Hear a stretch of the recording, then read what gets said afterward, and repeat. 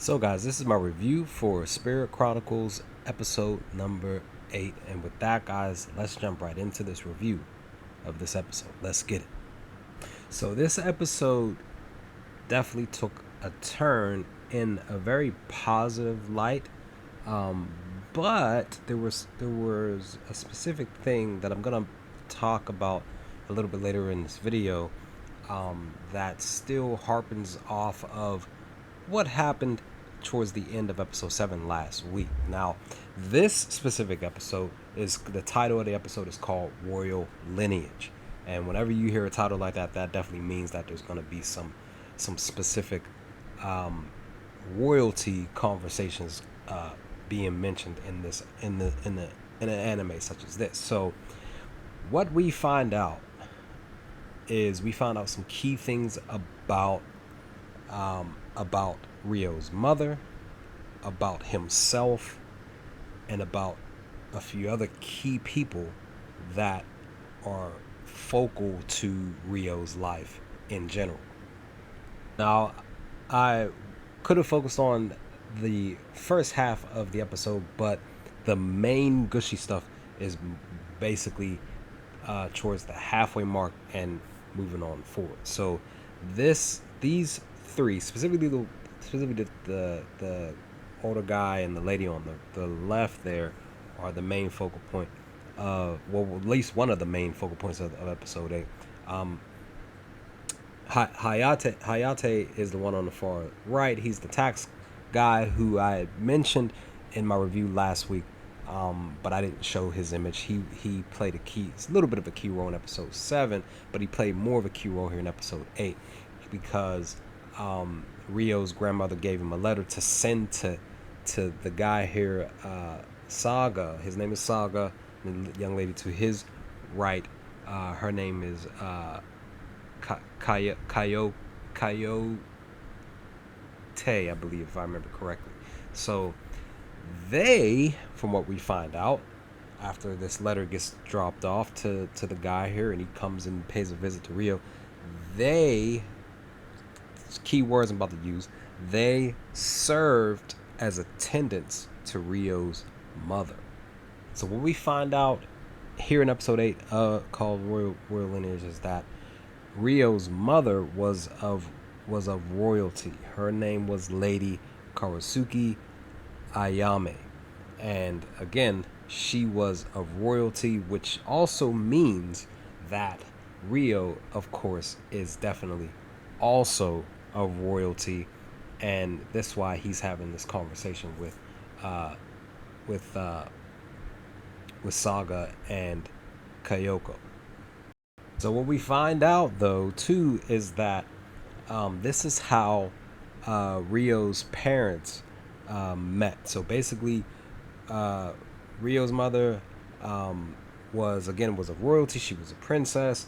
That her family was out doing something specific for this truce, right? But there was this prince that uh, found a liking to his mother. Now, the thing about it is, his mother and father had already started to build upon a relationship within those few months of meeting, and then once this truce meeting happened, with where that prince was involved, this prince showed a liking to his mother, and he had hired somebody to come and abduct her, but his father was able to step in and help save her life in this moment, which he actually used some arts style type of fighting, which saved her life. But with that, with this occurring, with the prince finding this out, basically there was basically going to be a hit out to have his father executed. And so the thing about it is the king, which of course is his mother's father, her father found out about this execution trying to be set out towards Rio's father, and he sets up to where he basically has them sneak out and escape, and that's how they basically end up in the Yagumo region, where they basically lived, and ended up having Rio as a baby and all of that before, of course, before his father passed away, before he knew him, and then of course his mother passing away at the age of at the age of, well, his mother passing away when he was 5. But we also find out some other key stuff about his mother's death here in episode 8. Once Rio finds out about his royal lineage, Saga ends up having Rio go before the king and queen.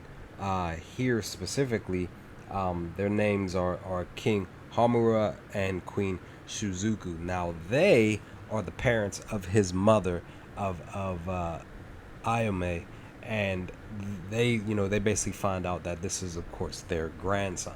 But during this conversation of them meeting, they basically are wanting to find out about Rio's parents, what happened to them and everything. Rio was hesitant to talk about this, but he basically goes into talking about his father passing away when he was a baby, not getting to know him, and then he dives into explaining, not only telling them that his mother passed away when he was 5, but specifically how she passed away, how she was murdered.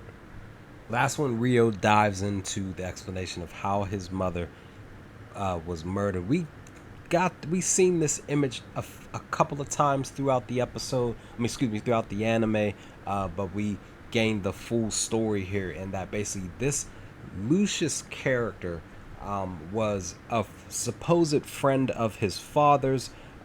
They basically known each other in the past, but from what I'm understanding is that Lucius, he would stop by here and there. He would help out with with stuff with his mother, and of course with him, of course, when he was a kid.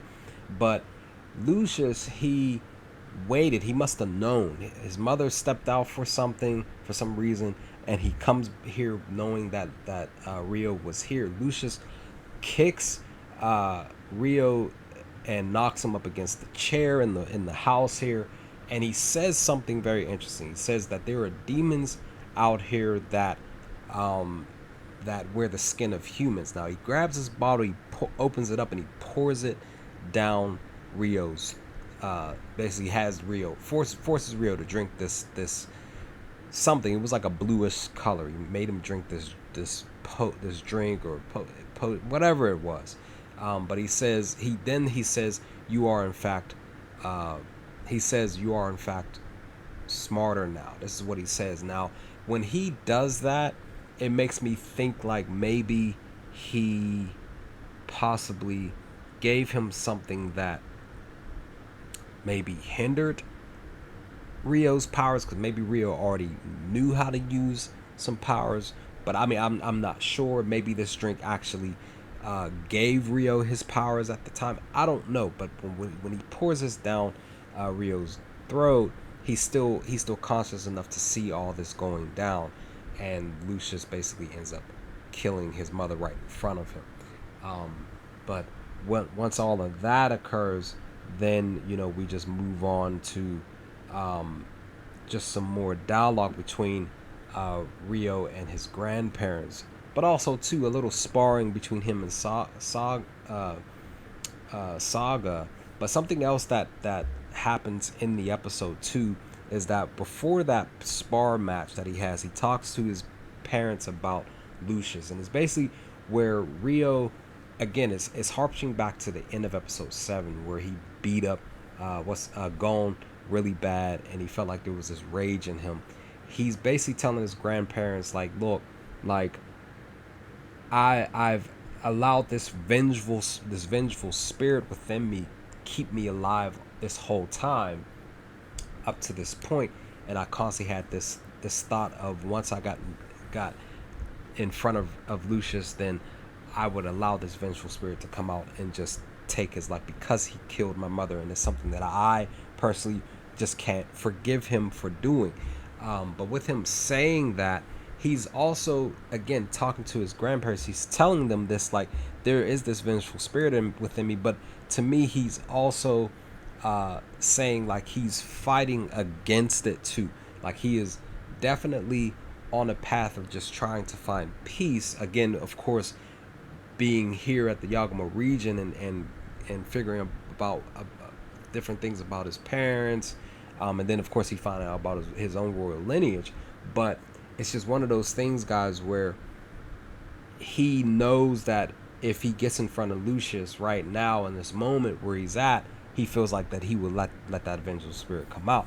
But to me, it also seems like he doesn't want to, because he, he even goes to his parents' gravesite to even kind of make a promise of saying like I'm just gonna continue to live my life. But it's just one of those things, like he's wrestling with making a decision to either take Lucius's life or forgive him. Basically, that's basically what it seems like.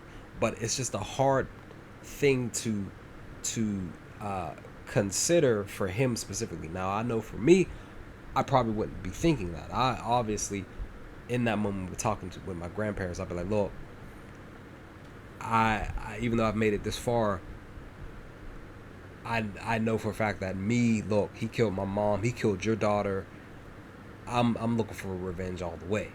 Rio has a mindset of, even though he wants vengeance, he kind of, to me, also seems like he wants peace as well, and he feels like this is gonna take him down a path that he doesn't want to go down. And even his grandfather even tells him, like, vengeance doesn't lead to a pathway of peace.